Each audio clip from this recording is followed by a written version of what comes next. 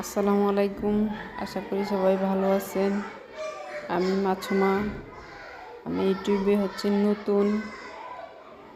আমার ভিডিওগুলো আমার ইচ্ছা থেকেই করা।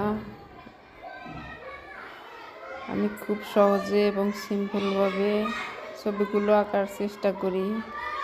যদি আমার ছবিগুলো আপনাদের একটু ভালো লাগে বা পছন্দ হয়, তাহলে আমাদের ভিডিওটা একটা লাইক করে এবং চ্যানেলটিকে সাবস্ক্রাইব করে যাবেন। প্রথমত এই আঁকাবুকি করতে গিয়ে আমি অনেক বকা খেয়েছি আমার মায়ের হাতে। সে আমাকে কখনোই এই আঁকাবুকি করতে দেখলেই রাগ করত।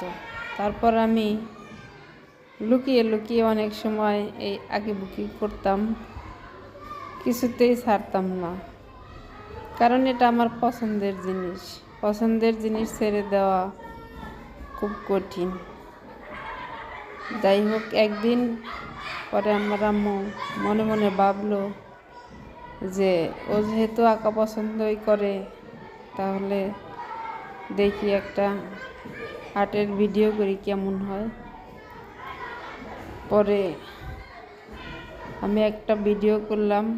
পরে আম্মু বলে যে না, মোটামুটি চলে। তারপর থেকে আমার আম্মু ভিডিওগুলো মোবাইলটা আমাকে দিত করার জন্যে। তারপর আমাকে কিছু টাকা দিত যাতায়াতের জন্যে, কিছু খাওয়ার জন্যে। আমি সেগুলো খেতাম না খেয়ে আমার এই রং পেন্সিল কেনার জন্য রেখে দিতাম। মাঝে মাঝে আমি পেন্সিল কিনতাম, রং পেন্সিল কিনতাম। এগুলো কিনে একটু সময় পেলেই আঁকিবুকি করতাম। সেখান থেকে আমার এই আঁকিবুকি। তারপর আম্মু বললো যে ঠিক আছে, চলো তাহলে তোমার একটা চ্যানেল খুলে দেই। আমাকে সব কিছু দেখিয়ে দিচ্ছে আমার আম্মু যে এভাবে চ্যানেলে ভিডিও ছাড়তে হয়, আপলোড করতে হয়। তারপর সে আর কাজ করেনি, সব কাজ আমিই করেছি। এখন থেকে নিয়মিত এই ভিডিও করব যদি সময় পাই। আর আপনাদের যদি আমাদের ভিডিওটা একটু ভালো লাগে, তাহলেই আমি সার্থক। কারণ আমি আম্মুর এত বকুনি খেয়েছি, এত ধমক খেয়েছি, এত কথা শুনেছি। আর যদি সবাই চ্যানেলটাকে সাবস্ক্রাইব করে, তাহলে হয়তো একটু আমারই থাকবে যে না,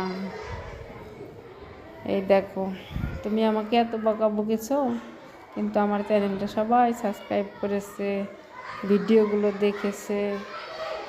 তখন আমি আম্মুকে বলতে পারবো। যাই হোক বন্ধুরা, কারো কাছে যদি একটু পরামর্শ থাকে, তাহলে কমেন্ট বক্সে জানাবেন যে আমার ভিডিওগুলো এরকম না করে এরকম করলে ভালো হয়, বা এইভাবে না করে এইভাবে করলে ভালো হয়। কমেন্টে জানালে আমি একটু ধন্য হব। পরবর্তীতে আমার যে ভিডিওগুলো করব, সেগুলো একটু সংশোধন হবে, ভালো হবে। আশা করি সবাই ভালো থাকবেন, সুস্থ থাকবেন। আমার কথায় যদি কারো কিছু